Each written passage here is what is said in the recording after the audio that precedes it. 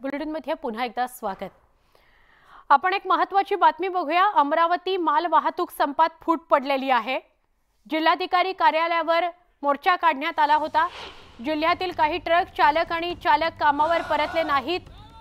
अमरावतीत वाहन चालकांचा संप सुरूच आहे। वाहन चालकांचा रस्त्यावर उतरून आंदोलनही सुरू आहे।